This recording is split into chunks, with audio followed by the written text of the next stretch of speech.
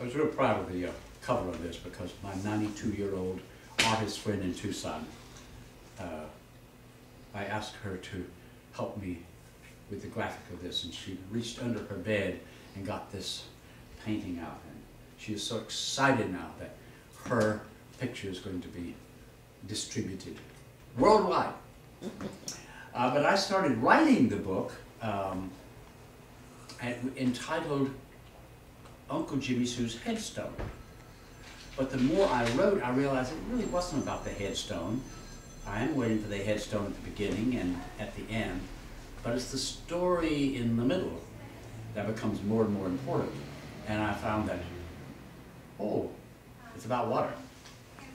And Madeline, the female character, loves to sing "Shall We Gather at the River." And the story is a love story, a Romeo and Juliet story, set in 1875 in the mountains of Virginia. A white farm boy and a colored sharecropper girl who are very attracted to each other. But she is very religious. She quotes scripture all the time. He even learns to quote a little bit of scripture just to stay in the ballpark. And she'll have nothing to do with a relationship that's not blessed of the Lord. And he can't understand why you have to have a piece of paper. So they're constantly back and forth in their affection for each other. I like particularly the end. There's an epilogue after the story is over, and then Uncle Jimmy Sue's headstone is delivered, and as it is set down, the narrator, in the first person, looks across the colored graveyard, and on that gravestone says the name Madeline Hilton, and underneath were her dates: born September 29th, 1860, died March 15th, 1877. And there was an engraved key, the key that Madeline had told Jimmy Sue would be too rusted to undo the lock on the gate separating them. Underneath that was the first phrase of her favorite song, "Shall We Gather at the River." Glancing back at Uncle Jimmy Sue's headstone, which was now in place, I wondered if he might have chosen some scripture for his memorial, and was not really surprised that he had selected the second phrase from Madeline's song, "Where bright angel feet have trod."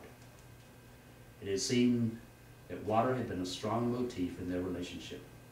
And although Uncle Jimmy Sue hadn't ever received baptism by water, I felt that he had truly been baptized the day he and Madeline had encountered each other in the swimming baptizing hole so many years ago. I suppose water continues as an element of their relationship, as now it's beginning to rain. It's a fortunate thing I brought an umbrella, having noticed some rather threatening rain clouds to the west. Rather than leave quickly, I watched the rainwater begin its rivulet down the side of Uncle Jimmy Sue's fairly recent mounded earth and flow hurriedly toward the swag under the gate. Water from the other side of the gate, apparently from Madeline's weathered grave mound, has joined in the rush toward the creek. The gurgling water is making an almost distinct lapping sound, as though it has a mind of its own to hurry downhill to the swimming baptizing hole. Trying to avoid the rain, I decide to leave Uncle Jimmy Sue and Madeline and the little one to rest in peace. But I'll be back, I'm sure, particularly when I need to meditate on the meaning of love that passeth understanding. And then the epilogue is a poem. The rain falling on the sarvisberry bloom also nurtures the roots of the oak. The intensity of the rain accelerates as it descends on both graves, white and colored. Separated now by only an unlocked gate, almost as though unseen hand had lifted the double angel latch. Shortly, the accumulation of raindrops on the earthen mounds begin to flow swiftly toward each other, then seemingly laughing as the commingling water gurgles happily down the hillside toward an old swimming hole where rejoicing souls were once refreshed in the spiritual baptism of childhood romps. And even though I wrote this, when I read it, it really is as though someone else wrote it. because some of the things that I get a character established, and then she'd start talking, I didn't know she was going to say that. Or Uncle Jimmy Sue, oh, he falls again. He's such a klutz every time he's around her. And in the church, in their homecoming church, in the white church, the coloreds come after their service and they stand at the back of the church, and he sees her there, but one of the boys has whittled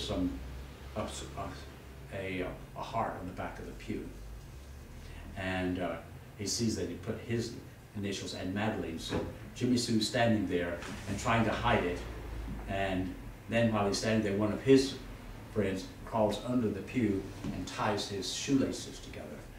And so when she starts to leave, he starts to leave. Of course, when he does, he falls, he hits his head on the bench, he falls on the floor. He's always falling, poor guy.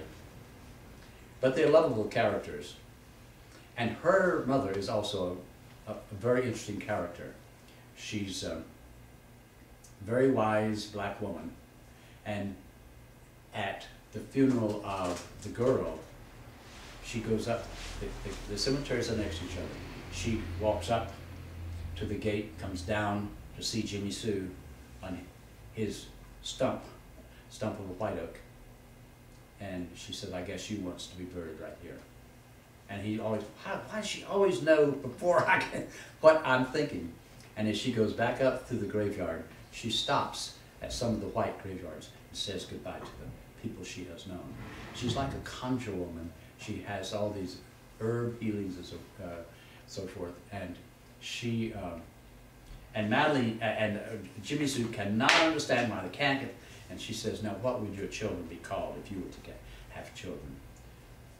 Well, so and so, but they don't call him bastard anymore. Would they be called High Yeller? Oh, he hadn't thought of that. So it's a Romeo and Juliet story, and they're, I think, very lovable characters.